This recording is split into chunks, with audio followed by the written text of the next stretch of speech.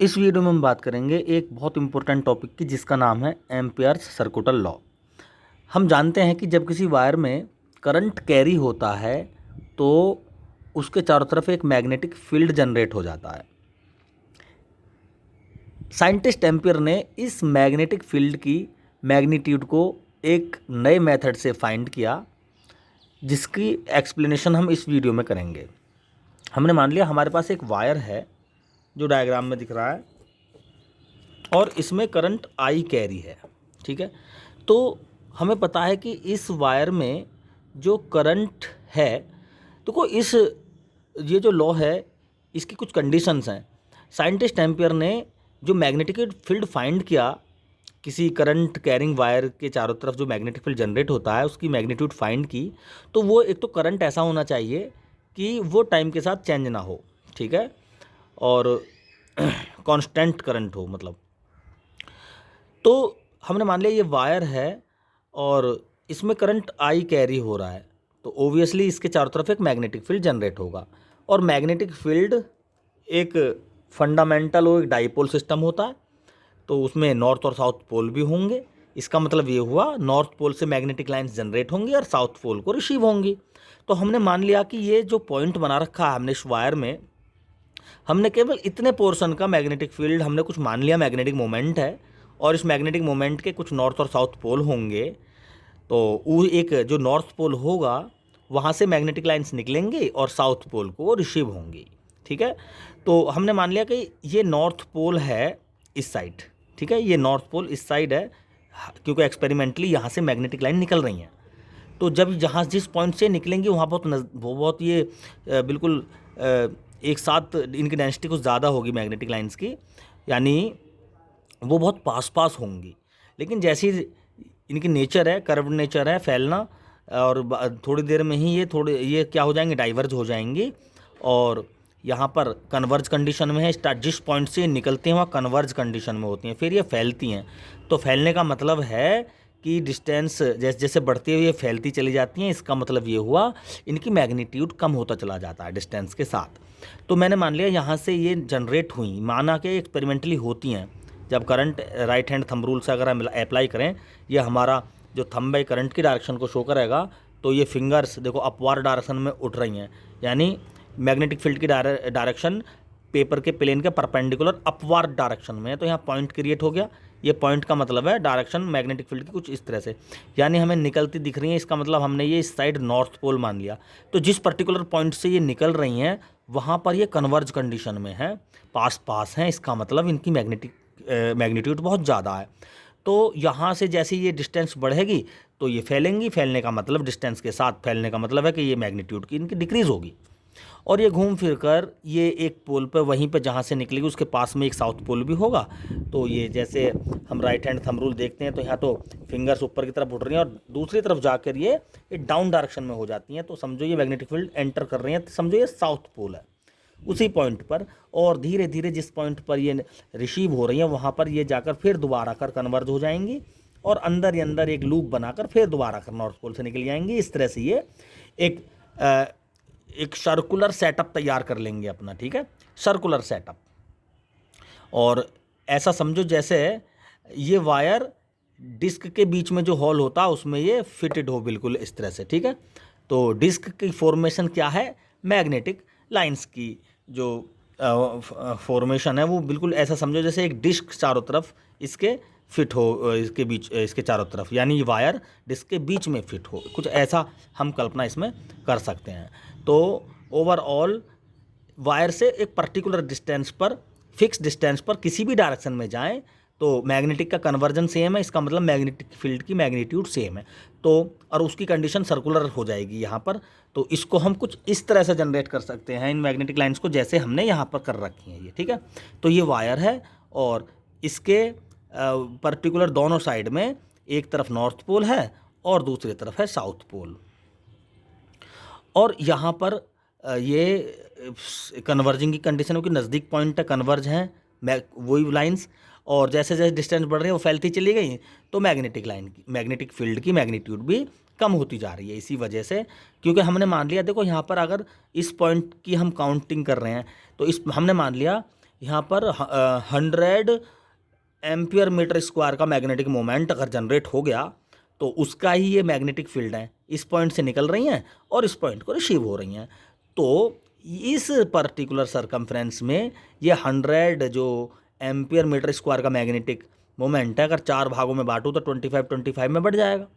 ठीक है, ओवरऑल उसकी डेंसिटी कुछ ज़्यादा होगी, लेकिन जैसी सरकमफ्रेंस बढ़ेगी तो मैग्नेटिक फील्ड की वैल्यू भी हर पॉइंट के हिस्से में घटेगी। सरकमफ्रेंस को थोड़ा सा और बढ़ा दो इसको, तो वो जो 100 एम्पियर मीटर स्क्वायर का मैग्नेटिक मोमेंट जनरेट हो रहा था करंट की वजह से, उसको इस सरकमफ्रेंस में बांटेंगे तो पर्टिकुलर एक निश्चित पॉइंट पर मैग्नीट्यूड जो होगा वो कम ही आएगा। तो ओवरऑल हम ये कह सकते हैं कि डिस्टेंस के बढ़ने के साथ साथ किसी पर्टिकुलर पॉइंट पर मैग्नेटिक फील्ड की वैल्यू डिक्रीज हो रही है। तो साइंटिस्ट जो एम्पियर थे उन्होंने इस मैग्नेटिक फील्ड की मैग्नीट्यूड को कैसे कैलकुलेट किया, तो ये तो हम एक समझ ही गए कि मैग्नेटिक फील्ड की एक स्पेशल सिमेट्री होती है। तो उन्होंने इसी सिमेट्री के अकॉर्डिंग एक इमेजिनरी लाइन बनाई। जैसे हमें मालूम है इस पॉइंट पी पर हमें मैग्नेटिक फील्ड फाइंड करना है इस पॉइंट पर, तो हमें पता है कि मैग्नेटिक लाइन कुछ इस तरह से मैग्नेटिक लाइन चल रही हैं। ये इस तरह से मैग्नेटिक लाइन सेटअप है, चल नहीं रही बल्कि सेटअप है। तो इस पॉइंट पर मैग्नेटिक फील्ड फाइंड करना है, तो यहाँ पर क्या काम करा, मैग्नेटिक फील्ड तो कुछ होगा ही, बी मान लिया हमने मैग्नेटिक फील्ड। यहाँ पर इन्होंने इस मैग्नेटिक फील्ड का यहाँ पर लाइन इंटीग्रल लिया B.dl, ठीक है, और बताया कि B.dl जो होगा वो डायरेक्टली प्रोपोर्शनल टू करंट होगा। और जहाँ प्रोपोर्शनलिटी का साउंड हटाकर हम यहाँ पर लगा सकते हैं, अगर ये किसी स्पेस में सेटअप है या एयर में है ये, तो एयर का परमेबिलिटी μ0I। तो स्टेटमेंट ये हो गया कि the line integral of magnetic field is μ0 times of current, total current, ठीक है, that is closed, that is carrying in a closed loop. ठीक है, तो जो line integral of magnetic field है वो क्या होगा, μ0 type of total current carrying in a close circuit. If ये क्या आई क्या है, net total current, effective current है जिसकी वजह से मैग्नेटिक फील्ड जनरेट हो रहा है। तो ये जो हमें पता तो है नहीं, यहाँ तो चलो हमें पता है कि भाई करंट स्ट्रेट है तो लाइन सर्कुलर है, तो हमने अपना लूप भी सर्कुलर ही इमेजिन कर लिया कि मैग्नेटिक लाइन सर्कुलर है, तो लो हम यहाँ पर मैग्नेटिक लाइन के अलोंग ही यहाँ पर हमने ये लूप क्रिएट कर लिया। तो इसमें जितना आसानी से हम लूप खींचना सीख जाएंगे वो हमारे ये लो हमारे लिए उतना ही आसान हो जाएगा। तो भाई लूप को बनाने के लिए कुछ चीज़ें हमें याद रखनी है। देखो हमें लूप कैसे बनाना है, हमें नंबर एक तो ये डायग्नोज करना है अपने अंदर कि मैग्नेटिक लाइन किस तरह से चल रही हैं। अगर मैग्नेटिक लाइन सर्कुलर में है तो मैग्नेटिक लाइन के ऊपर ही मैग्नेटिक लाइन का एक लूप बना लेते हैं, और उस एक्चुअली जो लाइन इंटीग्रल है वो मैग्नेटिक फील्ड लाइंस का इंटीग्रल है एक किस्म का। तो जो मैग्नेटिक लाइंस है उसी की dl लेंथ ले लेते हैं और B.dl कर देते हैं लाइन इंटीग्रल। यानी साइंटिस्ट एम्पियर ने लाइन इंटीग्रेशन का मेथड यूज़ किया इस मैग्नेटिक फील्ड को फाइंड करने। जैसे ये लोग कुछ गॉस लॉ की वजह से, जैसे उसमें सरफेस एरिया को इनक्लोज करते हैं मैग्नेटिक इलेक्ट्रिक फील्ड फाइंड करने के लिए, इन्होंने लाइन इंटीग्रल लिया मैग्नेटिक फील्ड फाइंड करने के लिए। ठीक है, तो नंबर एक तो हमें ये डायग्नोज करना है कि हमें लूप, हमारा जो करंट है उसकी वजह से मैग्नेटिक लाइंस किस तरह से चल रही हैं, लूप किस तरह से, लूप ऐसे बनाना है कि हमें सिमेट्री अच्छी मिले, यानी जैसी मैग्नेटिक लाइंस उसी को हमें लूप में कन्वर्ट करना है। ठीक है, यहाँ तो हमें पता है सर्कुलर मैग्नेटिक लाइन है तो सर्कुलर ही हमने लूप बना लिया। दूसरा, हमारा लूप उस पॉइंट से होके जाना चाहिए जहाँ पर हमें मैग्नेटिक फील्ड फाइंड करना है। जैसे P पॉइंट पर फाइंड करना है तो P पॉइंट से ये लूप होकर जाना चाहिए। ठीक है, तीसरा ये है कि इस लूप जो हमने बनाया है इफेक्टिव करंट उसमें इनक्लोज होनी चाहिए, यानी लूप ऐसा हो कि उसके अंदर इनक्लोज सारी की सारी इफेक्टिव करंट जिसकी वजह से मैग्नेटिक फील्ड जनरेट हो रहा है वो इनक्लोज होनी चाहिए। तो इसमें सबसे पहला जो लॉ है कि भाई हमारा लूप सिमेट्री में होना चाहिए, ये सबसे इंपॉर्टेंट है। क्यों? क्योंकि B.dl का मतलब क्या है, एक्चुअली B.dl का मतलब है B.dl cos थीटा, और थीटा क्या है, मैग्नेटिक फील्ड और dl के बीच का एंगल। मैग्नेटिक फील्ड की डायरेक्शन और डी एल लाइन सेगमेंट जो बना हुआ है इसके डायरेक्शन दोनों डायरेक्शंस के बीच का एंगल। तो वो एंगल अगर कुछ अननोन आ जाए तो हमारे सामने एक मुसीबत आ जाएगी कि भाई ये एंगल कैसे फाइंड किया जाए। तो यहाँ पर देखें जरा, बाय द वे चलो हमने ये देख लिया कि हमें इस पॉइंट पर मैग्नेटिक फील्ड फाइंड करना है, तो यहाँ पर डी एल बना लिया। और देखो मैग्नेटिक पॉइंट, ये मैग्नेटिक लाइन है, इसकी डायरेक्शन भी यही है और हमारे लाइन सेगमेंट की डायरेक्शन भी हमने तो ऐसा लाइन से ये लूप बना लिया कि थीटा यहाँ पर क्या हो गया, 0 हो गया। तो cos 0 की वैल्यू 1 हो जाएगी, तो हमारे लिए काम ईजी हो जाएगा। अब जैसे बाय द वे ये है, ये करंट कैरिंग वायर है और इस पॉइंट पर हमें मैग्नेटिक फील्ड फाइंड करना है।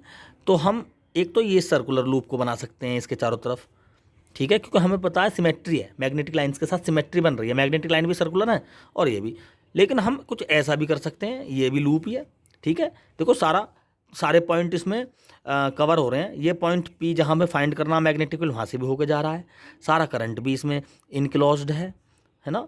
और ये बस थोड़ा सा सिमेट्री में नहीं है। जैसे यहाँ पर देखो मैग्नेटिक लाइंस पर तो एंगल ये बना हुआ है, मैग्नेटिक फील्ड पर तो, और लेकिन इस पॉइंट पर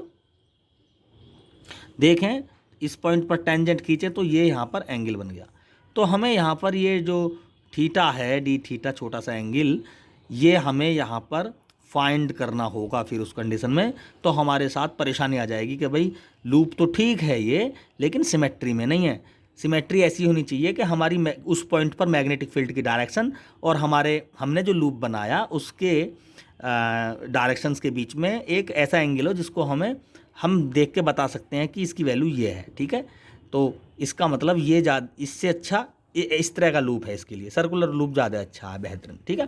तो ये है हमारा एम्पियर सर्कुलर लॉ। अब जैसे दूसरी कंडीशन देखें इसकी, जैसे हमारे पास ये 2 वायर हैं और हमें इस पॉइंट पर मैग्नेटिक फील्ड फाइंड करना है, P पॉइंट। तो हम क्या करेंगे, अब स्ट्रेट वायर है, ओवरऑल मैग्नेटिक लाइन्स इस तरह ही घूमेंगी मतलब सेटअप होंगी सर्कुलर फॉर्म में। तो हम यहाँ पर सिंपल एक ऐसा लूप बनाएंगे जो दोनों करंट्स, क्योंकि मैग्नेटिक फील्ड यहाँ पर जो होगा इन दोनों करंट की वजह से होगा, तो यहाँ पर इस तरह से हम लूप बना लेंगे। और यहाँ पर हमारा लूप मैग्नेटिक फील्ड की डायरेक्शन और लूप की डायरेक्शन के बीच का एंगल 0 डिग्री हो जाएगा। और इसमें लिख देंगे हम सीधा B.dl is equal to mu naught I net. I net क्या है, I1 minus I2, total current यहाँ पे माइनस हो जाएगा। अगर ये दोनों करंट इक्वल हैं तो फिर देखो, अगर ये दोनों करंट इक्वल हैं तो यहाँ पर I1 और I2 का सम क्या हो जाएगा, ये 0 हो जाएगा। तो नेट मैग्नेटिक फील्ड क्या हो जाएगा, 0 हो जाएगा, ठीक है। जबकि ये I1 और I2 के डिस्टेंस जो है ये नेग्लिजिबल होनी चाहिए, ठीक। तो इस तरह से हम एम्पियर्स लॉ को अप्लाई कर सकते हैं। एम्पियर्स लॉ की कुछ कंडीशन ऐसी भी हो सकती हैं, जैसे ये यहाँ पर है, देखो ये कोइल्स फॉर्म में करंट है। तो ओवरऑल हमें पता है जब किसी ये कोइल में करंट कैरी कर रहा है तो करंट कैरिंग कोइल्स की में भी हम एम्पियर्स लॉ ही अप्लाई कर देंगे। तो अगर यहाँ पर फिंगर्स, देखो ये फिंगर्स रोटेट कर रही हैं तो ये हमारा थंब मैग्नेटिक फील्ड को बता देगा यहाँ पर। तो मैग्नेटिक फील्ड कुछ इस तरह से चलेगा ऐसे, ठीक है। तो अगर सेंटर पे हमें मैग्नेटिक फील्ड चाहिए इसके अंदर तो हमें लूप बनाना होगा। लूप कैसे बनेगा, यहाँ पर लूप कैसे बनेगा, क्योंकि ये स्ट्रेट लाइन है, अगर हम किसी और डायरेक्शन में चलें तो एंगल का पता नहीं चलेगा। इसका मतलब हमें चाहिए कि हम इसके सीधी लाइन खींच दें एक तो इस तरह से और लूप बनाएं। देखो लूप कैसे बन सकता है, जैसे ये है हमारी एक कोइल, ठीक, और इसमें करंट कैरी हो रहा है और मैग्नेटिक लाइन भी जनरेट हो रही है इस तरह से, और यहाँ पर हमें मैग्नेटिक फील्ड फाइंड करना है।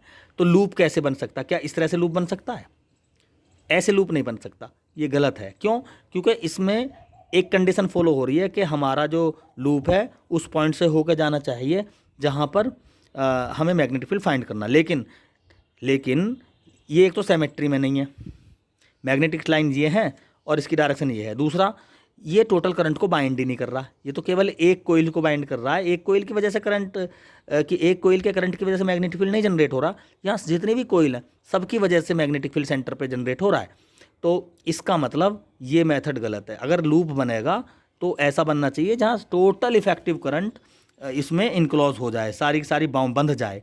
तो एक तो पहला हम क्या काम करेंगे, इस पॉइंट से होता हुआ लूप जाना चाहिए, सीधी लाइन खींच देंगे। तो देखो इस मैग्नेटिक, ये हमें इस पॉइंट पे फाइंड करना है, तो इस पॉइंट पर मैग्नेटिक लाइन के साथ ये 0 डिग्री का एंगल बना रहा है, ठीक है, सिमेट्री हो गई। अब हम इसको एक साथ हम राउंड नहीं कर सकते, हम कुछ इस तरह से लूप बना लेंगे, क्योंकि लूप का मतलब है एक क्लोज्ड, हमें लूप बनाना है, क्लोज्ड, इसको क्लोज करना है बिल्कुल, जिस पॉइंट पर हमें मैग्नेटिक फाइंड करना है। तो इस तरह से लूप का मतलब ही जहाँ से स्टार्ट हुआ वहीं पे आ जाना, यहाँ से स्टार्ट हुआ ये लूप, यहाँ से इस पॉइंट से, और ऐसे जाकर इस तरह से जाकर ऐसे, और ये अपनी जगह आ गया। ऐसा नहीं कर सकते हम, जैसे हमने यहाँ पे स्ट्रेट बना दिया फिर यहाँ से सर्किल शुरू कर दिया, ऐसा नहीं हो सकता। अगर हमने स्ट्रेट लाइन एक खींची है तो फिर सारी लाइन स्ट्रेट में ही होनी चाहिए। तो इस तरह से हम यहाँ पर लूप बनाएंगे, ठीक है। तो आगे हम सोलेनॉइड में इसका यूज़ करेंगे। और एक हमारे पास प्रॉब्लम आती है टोरॉइड की। टोरॉइड इसमें हम आगे पढ़ेंगे टॉपिक, टोरॉइड क्या है। टोरॉइड एक हॉलो रिंग है जिसके ऊपर वायर वाइंड रहता है, और इसमें भी जब करंट कैरी होता है तो अंदर ही अंदर मैग्नेटिक फील्ड जनरेट होता है इस तरह से, ठीक है। तो लूप भी कैसे बनेगा, जैसे हमें बाय द वे इस अंडर के पॉइंट पर मैग्नेटिक फील्ड फाइंड करना है, तो हमें तो पता है कि मैग्नेटिक लाइन इस तरह से चल रही है, तो हम लूप भी इस तरह से बना देंगे, ठीक है। और यहाँ पर क्या हो जाएगा, हमारा थीटा बी और डी एल के बीच का जो लाइन इंटीग्रल लेंगे डी एल का, तो उनके बीच का जो एंगल है वो 0 डिग्री होगा, तो हमारे लिए वहाँ ये लॉ अप्लाई करना आसान हो जाएगा, और हम इजीली इस पॉइंट पर, ये टोरॉइड है डिवाइस, इस कंडीशन में इसके एक्सटर्नल पॉइंट, इंटरनल पॉइंट और इस पॉइंट पर भी मैग्नेटिक फील्ड फाइंड करेंगे। इसकी वीडियो हम नेक्स्ट वीडियो में, एक तो सोलेनॉइड के लिए और एक टोरॉइड के लिए, नेक्स्ट वीडियोज़ में हम इसको डिस्कस करेंगे, ठीक है। तो अभी इसी वीडियो में इतना ही।